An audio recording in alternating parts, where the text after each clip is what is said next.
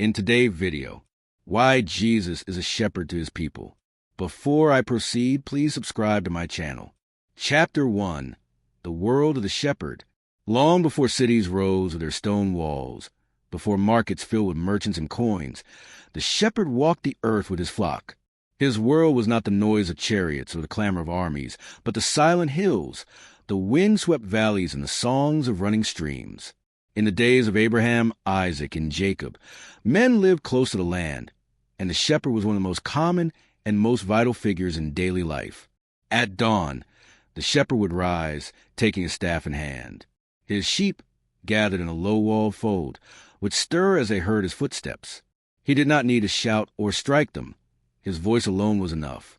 With a familiar call, he would lead them out, and they followed, trusting him as the one who knew the paths, the pastures, the dangers, and the safe resting places. The land of Israel was rough.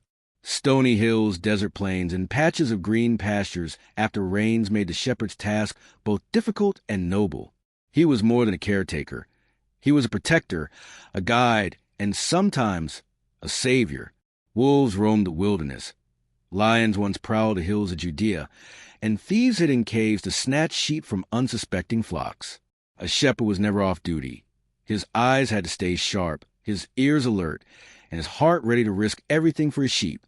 It was no wonder, then, that God chose the image of the shepherd as one of the greatest pictures of his love for his people. To Israel, the shepherd was not a distant king on a throne, but a present guardian who walked with the flock. David, Israel's beloved king, had once been a shepherd boy on the hills of Bethlehem, when he later wrote, "The Lord is my shepherd, I shall not want." Psalm 23, verse 1. Every man, woman, and child of Israel knew exactly what he meant. The shepherd gave food, water, safety, and guidance. He carried the weak lamb on his shoulders, healed the wounded, and defended the flock against every danger. The people knew, without a shepherd, sheep wandered, starved, or devoured. But with a shepherd, they flourished. Centuries passed. Prophets rose and fell. Empires ruled and crumbled. Israel often turned away from their God, the true shepherd, and followed false leaders. Through Ezekiel, God thundered against the corrupt shepherd of Israel, the priests and rulers who fed themselves instead of the flock. Yet he also promised, "I myself will search for my sheep and look after them. I will rescue them from all the places where they were scattered. I will place over them one shepherd, my servant David, and he will tend them." Ezekiel 34, verses 11 to 23. The people waited.